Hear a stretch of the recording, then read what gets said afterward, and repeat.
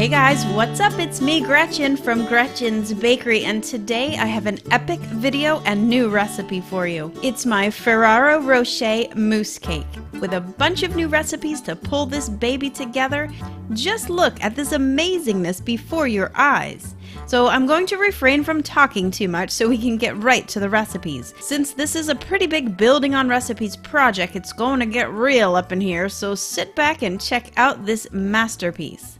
First, let's tackle those truffles, since believe it or not, that is the hardest part. You will need chocolate, hazelnut butter and almond milk, vanilla extract and a pinch of salt, and some whole roasted hazelnuts. Now, I'm making homemade hazelnut butter, but you can of course buy it ready-made. It's so simple though, and much cheaper to just make your own. So I've got a bag of hazelnuts here, and I do have to get the skins off. So you'll do that by roasting them for 15 minutes at 350 degrees Fahrenheit. Then, while they're still hot, tuck them into a kitchen towel and rub-a-dub-dub. Those skins will come off pretty easily, but don't worry if they don't come off perfectly.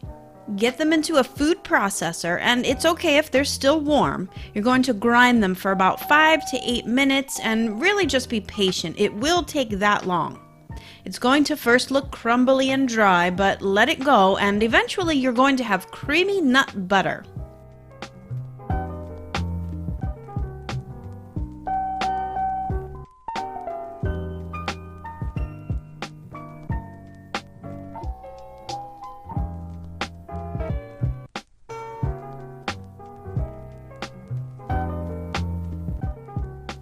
Okay, now that we have the nut butter made, it's time to make the actual truffles.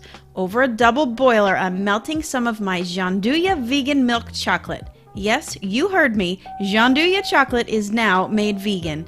If you haven't heard of that chocolate before, it's basically just a hazelnut milk chocolate that's now made with rice milk. This is the best chocolate ever.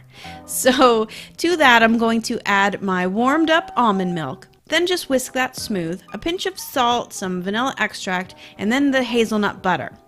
This is the truffle ganache to make the Ferrero Rocher, but it has to set for a few hours overnight in the refrigerator, so in the meantime you can now make the hazelnut cake that's going to be the base for this mousse cake. It's the same cake that I've used for my opera cake recipe, only this time I've baked it into an 8-inch cake pan. Once the cake is baked and cooled, I'll be building this whole entire mousse cake in an 8-inch ring mold. But I'm getting way ahead of myself. Let's get back to those truffles. If you know anything about Ferrero Rocher, you know they have a thin wafer shell inside that creamy ganache. But since that would be nearly impossible for me to do at home, I've decided to simply roll my truffles into crushed wafers instead. So I'm just chopping up these wafers that I found, and if you can't find the wafers, you can definitely just roll them into some roasted, chopped up hazelnuts. Okay, once the ganache is firm enough to scoop, you will do just that. With gloved hands, stick a whole roasted hazelnut into the center of each, and then just roll it up into a ball.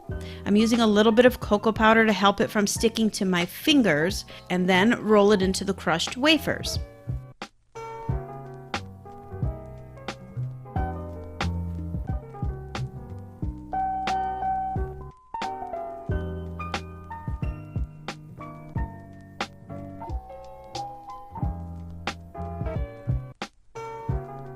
Honestly, this isn't a really difficult task to make this, you just do need a little bit of time, that's all. Okay, now we're almost done. To make the hazelnut mousse, I've got more of that Gianduja chocolate and some semi-sweet chocolate too. Almond milk, more hazelnut butter, and some cocoa powder. Oh, and some coconut fat from 2 cans of coconut milk. Get both chocolates melted over a double boiler, and then meanwhile I'm adding cocoa powder to that hazelnut butter. I sure do have a habit of picking the smallest bowls I can possibly find to do these tasks. I'm not really sure what that is about me. Anyway, once the chocolates are melted, add the cocoa hazelnut butter and then whisk it smooth. Then add the warmed up almond milk and whisk it all smooth again.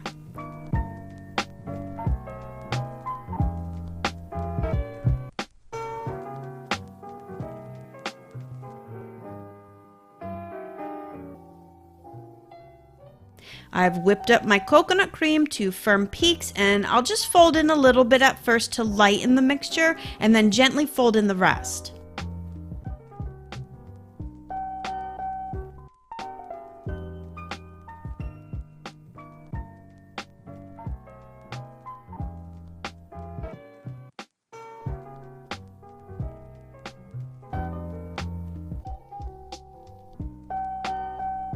Pour the mousse into the prepared ring mold with that hazelnut cake base, and then get it to the freezer to set.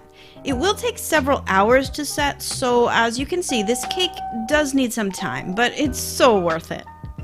Once it's all set, cover it in ganache and then pile on those truffles.